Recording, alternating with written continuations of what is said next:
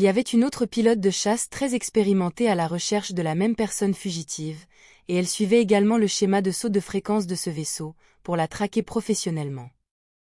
Ma mère, mais d'une autre ligne temporelle.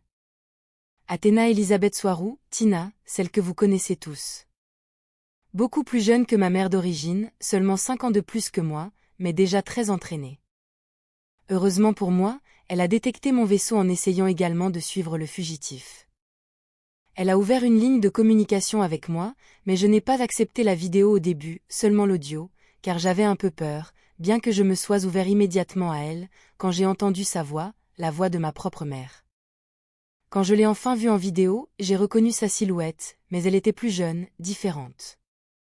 Elle a été choquée de voir à quel point j'étais jeune, et elle a immédiatement demandé à parler à ma mère, et m'a demandé où elle était. Bien sûr, j'ai dû tout lui expliquer, et elle était assez préoccupée par ma situation, sachant que j'étais là, au milieu de l'espace profond, au milieu de rien, seule et désemparée.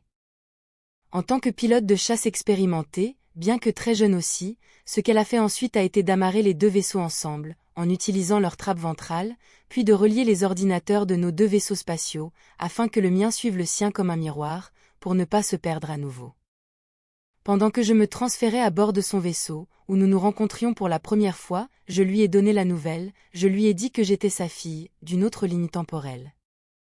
Bien sûr, je pleurais et pleurais, mais Tina m'a dit de manière rassurante qu'elle m'aiderait à retrouver mon chemin vers la maison, et elle m'a dit qu'elle était maintenant ma mère, jusqu'à ce que je retourne vers celle qui m'avait donné naissance.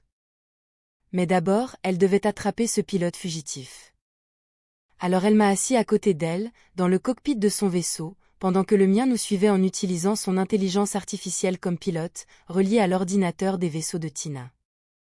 Il ne nous a pas fallu longtemps avant de retrouver la trace du pilote rebelle.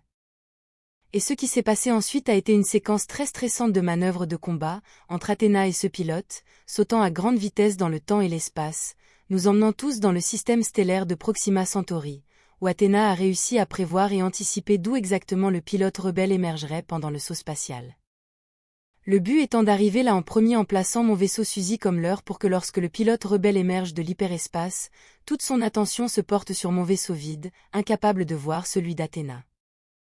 Tout cela dans une séquence qui n'a duré que quelques secondes, et à très grande vitesse, Athéna a touché directement le vaisseau du pilote rebelle, détruisant ses moteurs et le désactivant définitivement, dans une scène d'action qui a été de loin la chose la plus excitante que j'ai jamais vécue. Ensuite, Athéna, également experte en arts martiaux, comme ma mère d'origine, a abordé le vaisseau du pilote rebelle, seule, a arrêté le pilote, pendant que j'attendais en me rongeant les ongles, dans le poste de pilotage des vaisseaux de Tina. Moins de 2 heures plus tard, un croiseur de bataille lourd tégétien de classe Toleka est arrivé, accompagné de plusieurs autres vaisseaux de combat tégétiens, ainsi que d'un détachement militaire alphracien des Alpha Centauri pour superviser ce qui se passait. Après tout, c'est leur espace. La chronologie où tout cela s'est produit est celle sur laquelle nous sommes maintenant. Nous nous sommes tous rendus à Témer pour déclarer ce qui s'était passé, tous les vaisseaux, y compris nos deux prises et le vaisseau à moitié détruit que le pilote rebelle, maintenant en détention, utilisait. Bien que je sois de retour à Témer, je n'ai jamais eu l'occasion de retourner à la plage, car j'étais plus intéressé par le retour chez moi, avec ma mère, et dans ma chronologie d'origine. À Témer, Athéna Elisabeth Soirou, ou Tina, a été récompensée par une victoire officielle au combat, personne n'est mort, et à ce jour, elle est toujours la seule pilote de chasse à avoir réussi à abattre avec succès un vaisseau de classe Suzy tégétien.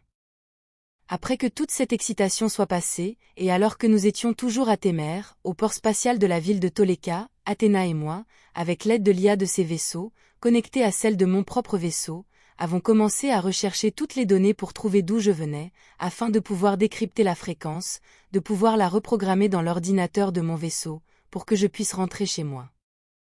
Mais tout avait été effacé, et toutes les données étaient perdues, ou trop embrouillées pour être déchiffrées. Mon cœur s'est serré, et j'étais très triste, et je n'ai rien fait d'autre que pleurer et pleurer. Athéna a insisté pour dire qu'elle était maintenant ma mère, et que je ne devais pas m'inquiéter, mais qu'elle comprenait ma douleur. De Témer, nous sommes revenus ici, sur le vaisseau spatial Toleka, en orbite autour de la Terre, où les amis d'Athéna l'attendaient. J'ai rencontré les Tégétiens que vous connaissez tous, et la petite Sophia, Yazi Soirou, qui a 4 ans de moins que moi. À ce jour, je ne peux toujours pas revenir à ma ligne temporelle d'origine. Je ne peux pas retourner d'où je viens.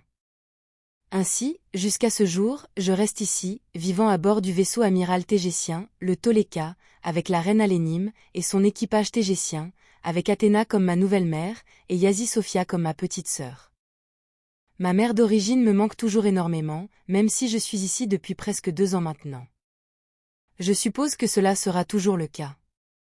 Je suis très triste à cause de ce qui s'est passé, mais d'un autre côté, j'ai aussi rencontré des amis très gentils et aimants, qui sont maintenant ma famille. L'équipe tégétienne, Athéna et Yazi insistent pour dire que ma mère d'origine, étant dans une autre ligne temporelle, ne souffre de ma perte que dans ma propre tête, car le temps ne s'écoule pas là-bas, pas par rapport à cette ligne temporelle dans laquelle nous sommes tous. Donc techniquement parlant, ma mère d'origine n'a même pas remarqué que j'ai disparu. Et si ces codes de fréquence pour ma localisation d'origine pouvaient être récupérés d'une manière ou d'une autre, je pourrais y retourner et ma mère d'origine ne se rendrait même pas compte que j'avais disparu.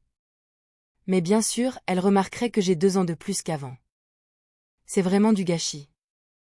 Pour l'instant, je suis ici, et c'est ma famille maintenant. Et je les aime énormément. À bientôt.